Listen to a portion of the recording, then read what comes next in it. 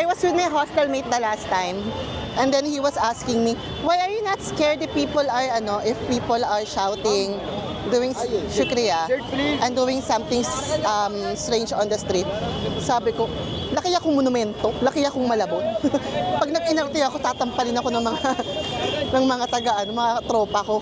Sa Tondo nga, nagsasaksakan, nagiinuman pa kami sa gilid-gilid. Tuloy lang yung inuman, oo. I miss Tondo, my God. And a reminder please, okay, who wants to try and visit India, you need a high level of awareness here. All the time. I promise, kayo na rin yung maiirita minsan. Thank you.